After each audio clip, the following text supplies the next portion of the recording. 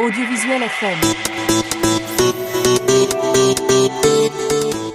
aljuma yemoo fukki fan ak ñett ñu ànd ak yéen fas yéene leen jukkil lu gën a fas ci yéenekaay en direct ci Direct TV 5.0 ak Audiovisuel FM. Les Échos, Sonatel, Yaas et Expresso en ordre de bataille. Ginnaaw autorisation bi ñu jox Starlink ci Sénégal, opérateurs yi ñu ngi defar seen stratégie. Ñoom dañuy waxtaan ci benn front national pour la transparence. Ci wàllu Farba Ngom, Farba bat encore à plate couture ses adversaires. Chambre d'accusation financière dafa rejeter appel bu parquet bi te mu jox liberté provisoire Farba Ngom. Ci weneen xëtu Les Échos, supporters sénégalais yi téye Maroc 18 jugés sans avocat. Verdict bi mën nañ ko xaar le 19 février. Source A, sans nouvelles de 3 marins. Drame bu métti am na ci embouchure fleuve Sénégal. Benn vedette marine chaviré na, fukki ci ñoom mucc nañ waaye ñetti militaire ñoo nekk porté disparu. Ci dossier Farba Ngom, 6 jours chrono. Chambre d'accusation ordonne liberté provisoire.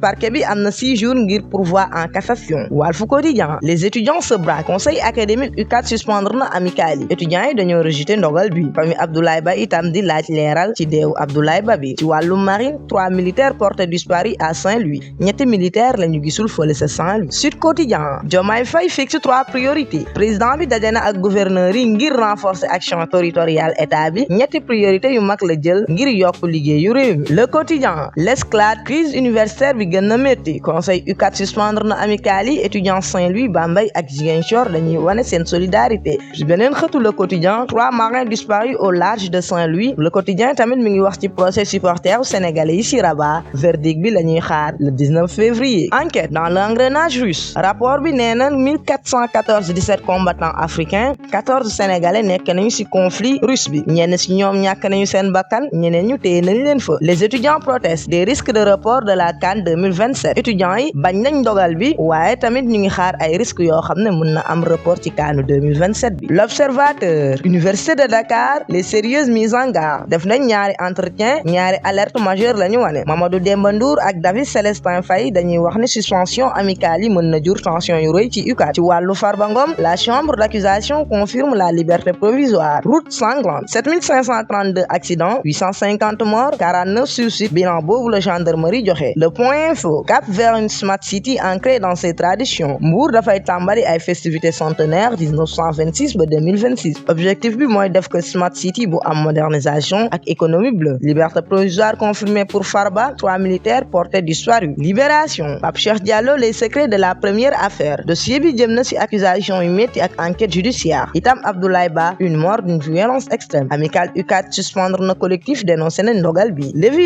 L'évidence, titre fort. Pape Cheikh pleure plus qu'il n'anime. Incursion civile carcérale bi. Ci wàllum politique, Mimi Touré recadre Bougane Diouf et brandit la menace d'exclusion. Yor, Macky Sall face au sang versé au Sénégal, discussion sur rôle diplomatique ak responsabilité historique. UCAD sous tension, Ramadan 2026, effervescence commerciale, président Diomaye, gouvernance territoriale bu gën a jege askan wi. Le Soleil, la gendarmerie fait ses comptes. Accident, circulation, migration irrégulière ak criminalité générale. Chiffre yi, 1,6 milliard. Amende collectée, 2757 migrants interpellés, 72 convoyeurs arrêtés, 5234 chanvres saisies. Dakar nekk na zone bu gën a ëpp criminel mu topp Thiès ak Diourbel. Rewmi Quotidien, le lourd bilan de la mortalité routière. Maanaam bilan bu rëy ci ñi di ñàkk seen bakkan ci yoon. L'année 2025 am nañ 850 morts, 12 654 blessés, 7532 accidents. Diggante octobre ak décembre ñoo nekk ñaari weer yu gën a métti. Dakar mooy région bu gën a am accident yi. Ci Assemblée nationale, la levée de l'immunité parlementaire de Diouf Sarr et Moussa Bocar Thiam lancé nañu ko.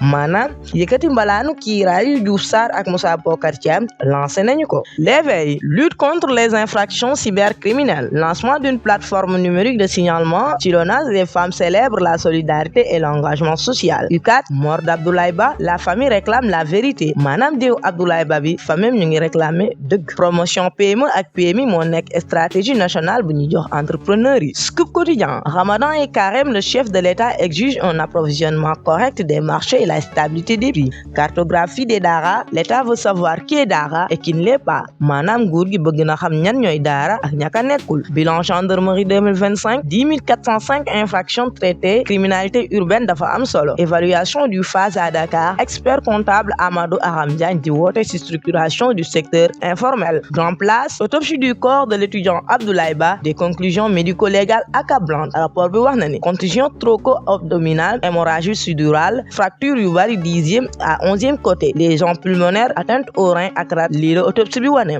Ci wàllum politique, liberté provisoire confirmée pour Farba Ngom, la révolution citoyenne au cœur du développement local. Ci Golfe Sud, point actu, incident tragique à Lucat, l'autopsie et la suspension des amicales ravivent la tension. Étudiants yi ak parents yi di woote lumière ak justice. Conseil académique bi suspendre na amicales yi. Ci wàllum politique, Alioune Sarr, une vision d'État pour la réindustrialisation du Sénégal. Rewmi Sport, ren des procédures d'ordre privé contre Beye et ses adjoints. Club bi wax na ni am na ay démarches juridiques contre coach Beye ak yeneen adjoints yi. Ñi wax itam pas d'attente à l'amiable sur son licenciement. Ci dossier bi tam, procès des 18 supporters sénégalais à Rabat, la plaidoirie fixée au 19 février. Record, titre fort. Je suis confiant que les supporters seront relaxés. Issa Laye Diop, président du 12e Gaïndé, dafa wax ni am na yaakaar bu rëy que ñu bàyyi supporters. Sous-titre bi, pourquoi on n'a pas pris aux festivités du trophée? La grève des avocats terminée, le procès le 19 février, Inch'Allah. Hull City, Chelsea à 19h45, Mamadou Sarr mooy attraction bu rëy ci match bi. Coupe du Sénégal, 8e de finale, DSS face Casa, TFC face à AS Pikine. Face to face, Mansour Ba promet de servir. Point actu sport, titre fort. Auditionné sans la présence de leurs avocats, la plaidoirie fixée au 19 février, dossier 18 supporters sénégalais ñu ngi leen di topp ba tey. Ci Premier League, Arsenal concède le nul au Brentford. Match bi jeex na ci partage des points. Lii lañ leen indiloon ci lu gën a fës ci yéenekaay di leen jox dig daje ba ëllëg ci samedi bi en direct ci Direct TV 5.0 ak Audiovisuel FM. Ñu ngi leen di ñaanal te di leen ñaan kenn dal ak jàmm.